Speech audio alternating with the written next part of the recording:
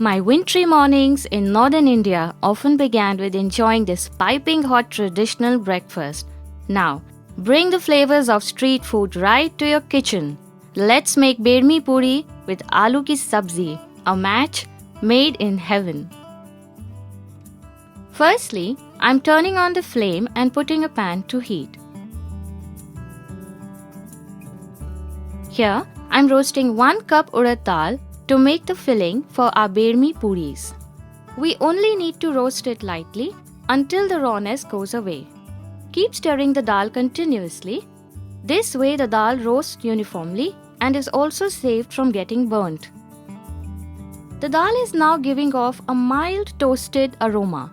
This indicates it has roasted sufficiently. Now, before we grind it, let's remove it in a bowl to cool down, and this is important. You must never put anything extremely hot in your mixer, or else your mixer might get damaged. As the dal has cooled down, I am now adding it in the mixer to make a fine powder.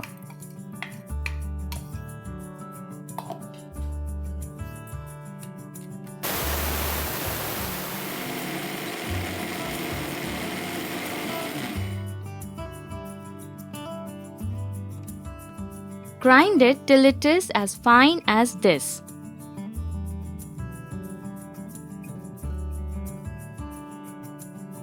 Now, I will remove this in a bowl and flavor it with spices.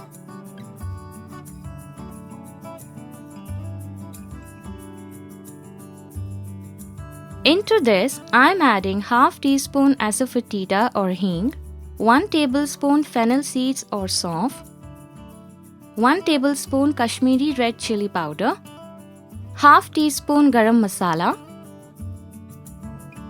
half tablespoon coriander powder, half tablespoon dry mango powder,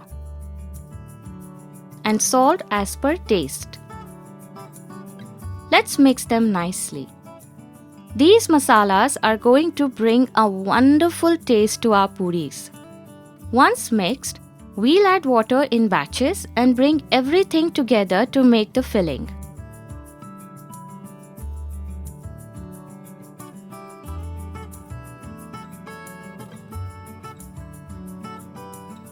This is done.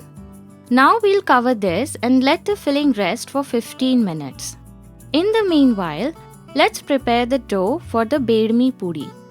I'm taking 1 cup whole wheat flour, half a cup all-purpose flour. This will give a lovely texture to the puris. 2 tablespoon gram flour or besan, 1 tablespoon semolina or rava. Now into this, let's add half tablespoon carom seeds or ajwain, 1 tablespoon dried and roasted fenugreek leaves or methi.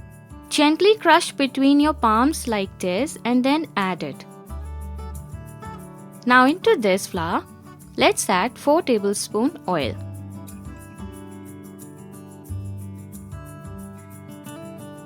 Mix this nicely.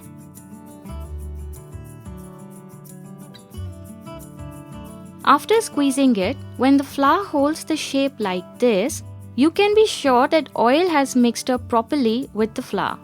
Now, let's add water in batches and knead this until smooth. Always remember, the dough for the puri should always be hard.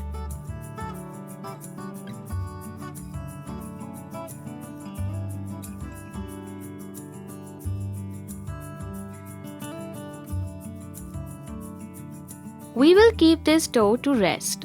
Till then, let's make lip-smacking aloo ki sabzi.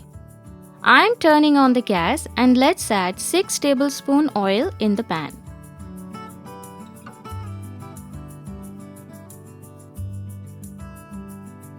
The oil has heated up and into this I am adding 2 cloves. Add 2 bay leaves, half teaspoon asafoetida or hing, 1 teaspoon roasted cumin powder, 1 inch grated ginger. Alternatively, you can add 1 teaspoon ready-made ginger powder. Now, 3 green chilies chopped, 1 teaspoon turmeric powder, 1 tablespoon Kashmiri red chili powder, and let's give these masalas a nice mix. Now, I'm adding 1 tablespoon coriander powder. Our masalas have roasted well. At this stage, I'm adding 3 medium-sized tomatoes chopped. Stir it well. Juicy and fresh tomatoes add a lovely flavor, texture and color.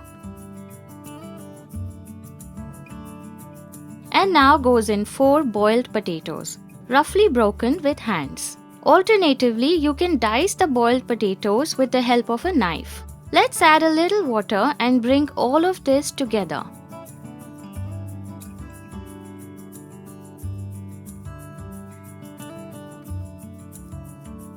At the end, I'm adding 1 teaspoon garam masala, 1 tablespoon raw mango powder, and salt as per taste.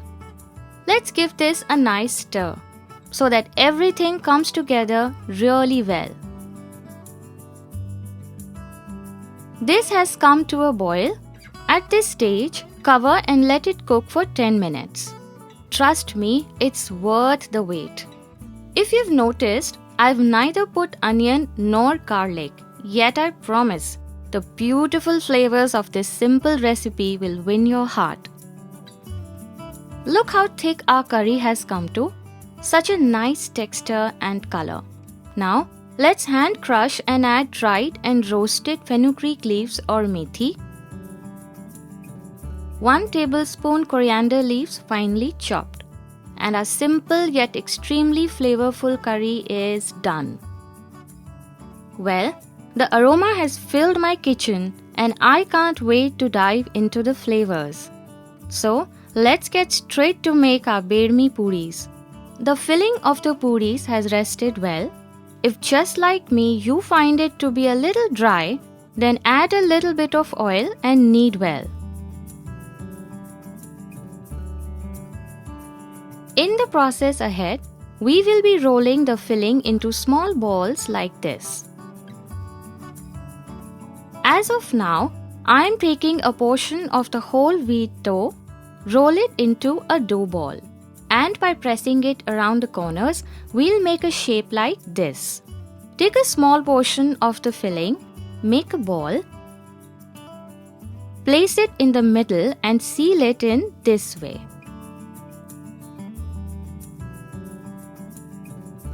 Press this with your hands and now we will be rolling this to make a puri.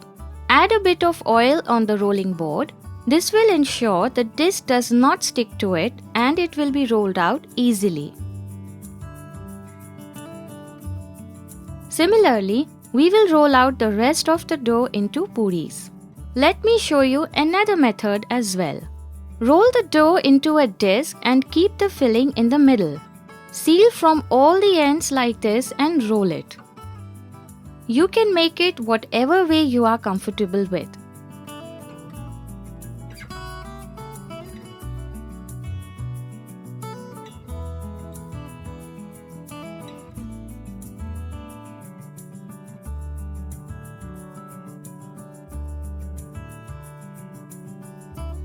After rolling the puris, time to fry them in hot oil. Press it gently with the skimmer to make it fluff up. Keep flipping it and fry it till it turns golden brown. Your oil should neither be too hot nor too cold. If the oil is not sufficiently heated, puris will soak up all the oil. On the other hand, if your oil is too hot, then you won't get a nice color like this on your puris. Whenever I make this at home, I make this fresh to serve. It tastes so delicious when piping hot and fresh.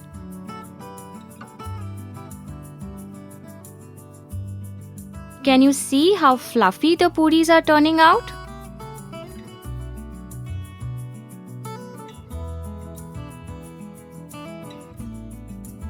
So, don't just drool. Have crispy bedmi puris with hot aloo sabzi and let me know the experience. Eat well. Live well and stay blessed.